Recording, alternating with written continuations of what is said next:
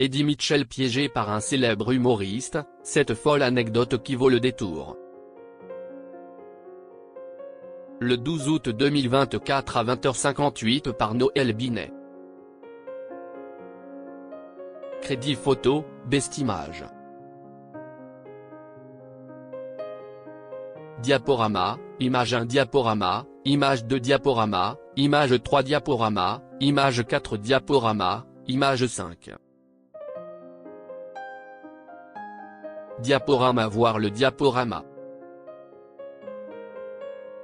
Figure incontournable de la musique, Eddie Mitchell a un très joli carnet d'adresses.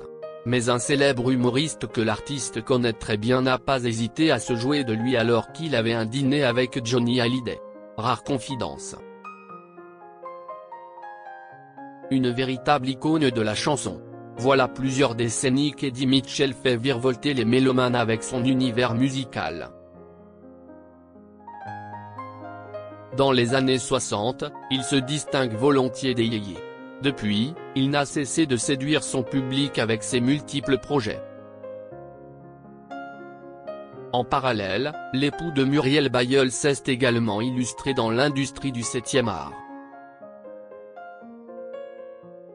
N'ayant pas sa langue dans la poche, le principal intéressé n'hésite pas à refuser certaines œuvres lorsque les scénarios ne lui parlent pas. En cette période estivale, Eddie Mitchell est sur tous les fronts pour présenter aux cinéphiles Un père idéal, dernier téléfilm de la réalisatrice Hélène Filière.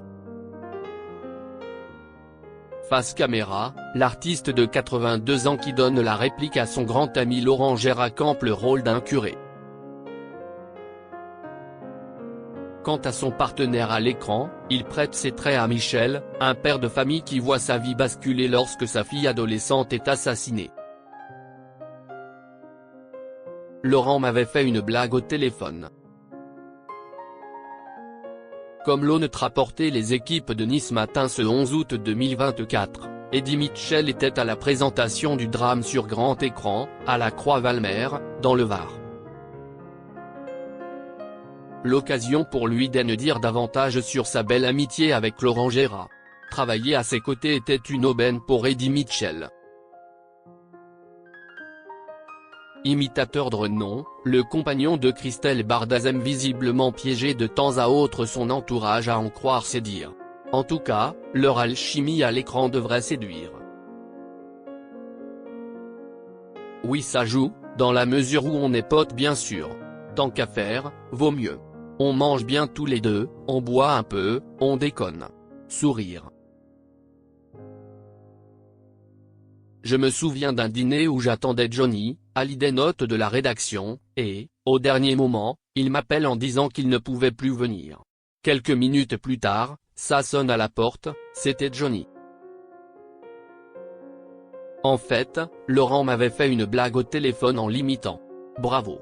Rire, a révélé l'interprète de Couleur Mentalo à nos confrères.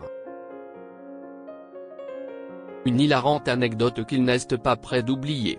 Et qui amusera à coup sûr les fans du taulier dont étaient très proches Eddie Mitchell et Laurent Gérard.